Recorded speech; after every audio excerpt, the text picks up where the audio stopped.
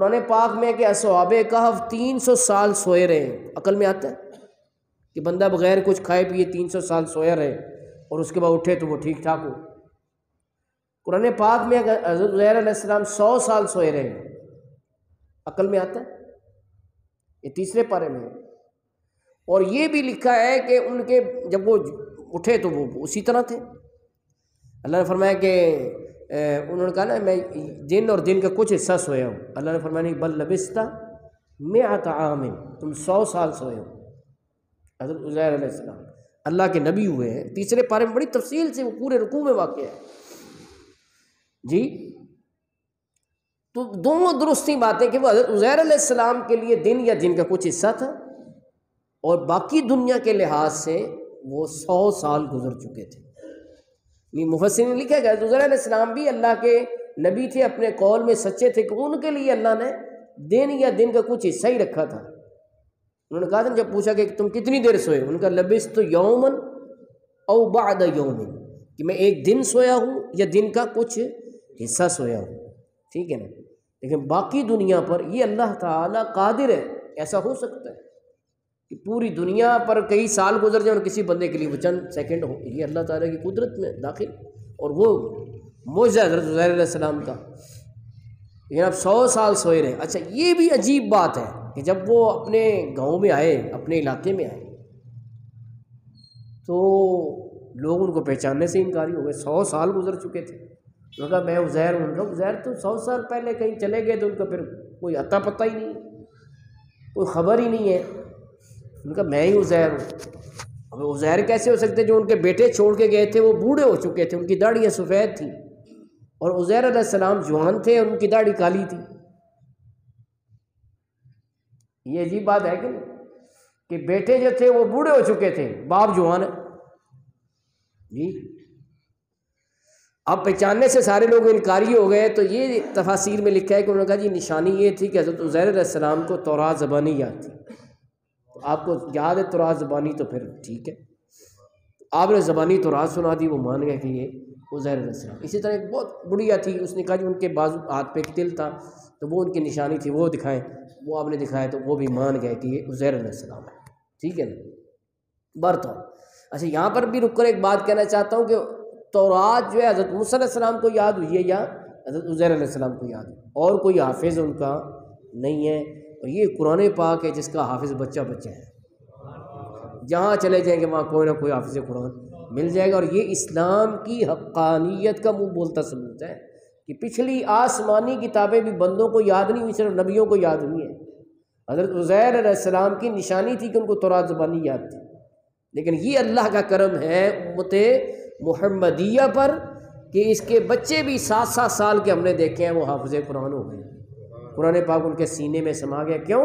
قرآن پاک میں اللہ نے فرمایا سورۃ القمر میں وَلَقَدْ يَسَّرْنَا الْقُرْآنَ لِلذِّكْرِ فَهَلْ مِن مُدَّكِرٍ، تحقیق ہم نے قرآن یاد کرنا آسان کر دیا ہے، تو ہے کوئی یاد کرنے والا؟ تو یہ صرف اسی کتاب اعجاز کا کمال ہے، یہ معجزاتی کتاب کی شان ہے کہ یہ بچوں کے سینوں میں بھی سیو ہو جاتی ہے، محفوظ ہو جاتی ہے۔ بہرطور میں عرض کر رہا تھا کرامت کا ثبوت قرآن پاک میں ہے۔ اصحاب کہف 300 سال سوئے اور اس کے بعد اٹھے ہیں تو وہ بالکل زندہ تھے، حالانکہ عقل میں نہیں آتا کہ 300 سال انسان بغیر کھائے پیے زندہ رہ جائے۔ اچھا حضرت مریم رحمۃ اللہ علیہا، حضرت عیسیٰ علیہ السلام کی والدہ، یہ اپنے خالو حضرت زکریا علیہ السلام کی کفالت میں تھیں۔ بیت المقدس کا ایک حجرہ تھا جہاں رہتی تھیں۔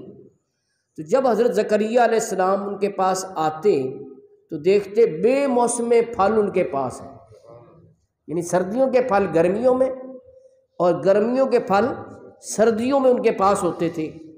تو حضرت زکریا علیہ السلام نے سوال کیا کہ مریم یہ کہاں سے؟ قال یا مریم انا لکی ھذا، یہ تمہیں کہاں سے ملے؟ قالت هو من عند اللہ ان اللہ یرزق من یشاء بغیر حساب، کہ انہوں نے کہا یہ اللہ کی طرف سے اللہ جسے چاہے بغیر حساب عطا فرماتا ہے، ٹھیک ہے نا۔ تو یہ آیت نمبر 37 ہے سورۃ آل عمران کی۔ آیت نمبر 38 میں ہے کہ حضرت زکریا علیہ السلام نے جب یہ دیکھا کہ مریم کے پاس بے موسم پھل آتے ہیں تو ان کے دل میں یہ بات آئی کہ میں بوڑھا ہو چکا ہوں، تو مجھے اس عمر میں، بڑی عمر میں اولاد اللہ پاک دینے پر قادر ہے۔ تو ہنالک دعا زکریا ربہ، یہ آیت نمبر 38 ہے۔ وہیں پر دعا کی حضرت زکریا علیہ السلام نے اپنے رب سے، کیا دعا کی؟ رب حبلی من لدنک ذریۃ طیبۃ انک سمیع الدعاء، یا اللہ مجھے صالح پاک اولاد عطا فرما دے، بے شک تو دعا کو سننے والا ہے۔ اس میں پہلی بات تو یہ پتہ چلی کہ اولاد سارے مانگتے ہیں، لیکن حضرت زکریا علیہ السلام کی اس دعا سے یہ پتہ چلا کہ اولاد پاک مانگنی چاہیے، نیک صالح، ایسا نہ ہو کہ ہو تو وہ بالے جان ہی بن جائے، ایسے کام کرے کہ وہ والدین کی ناک میں ہی دم کر دے۔ نافرمان اگر اولاد ہو تو وہ تو مصیبت بن جاتی ہے۔ تو کہا دعا اولاد مانگو، لیکن کون سی؟ ذریۃ طیبۃ، پاک صالح فرما بردار اولاد مانگو اللہ پاک سے، اللہ تعالیٰ بے اولادوں کو اولاد عطا فرما۔ اچھا، دوسرا نقطہ یہ کہ حضرت زکریا علیہ السلام نے بیت المقدس کے محراب میں جا کر دعا نہیں مانگی، بیت المقدس کے مصلی امامت پر جہاں پہ وہ امامت کرتے تھے وہاں دعا نہیں مانگی۔ کہا ہنالک دعا، ہنالک، وہیں، کہاں پہ؟ حضرت مریم کے حجرے میں دعا مانگی۔ کیا مطلب ہے؟ مطلب یہ ہے کہ جہاں پہ اللہ کی رحمت نازل ہو وہ مقام قبولیت ہوتا ہے۔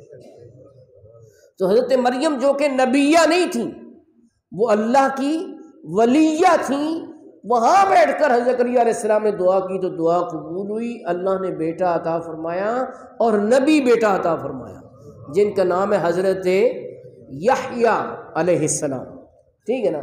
اس سے پتہ چلا کہ ولیوں کے در پر اور نبیوں کے در پر دعائیں قبول ہوتی ہیں۔ حضرت یوسف علی نگینہ صاحب رحمۃ اللہ علیہ ایک بزرگ، وہ کہتے ہیں نبیاں تے ولیاں دے در تے مقبول دعاواں ہوندیاں نے، ہڑ وگدے نے جد اشکاں دے پھر معاف خطاواں ہوندیاں۔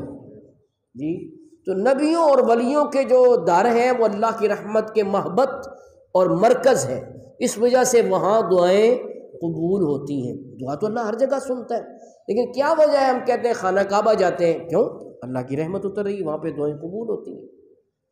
جی، وہاں پہ صفا مروہ اللہ نے اپنی نشانیاں قرار دی ہیں، کیوں؟ وہاں پہ اللہ کی ولیہ حضرت ہاجرہ انہوں نے سعی فرمائی تھی، ان کی سنت بھی وہاں قائم ہے اور وہاں پر دعائیں قبول ہوتی ہیں۔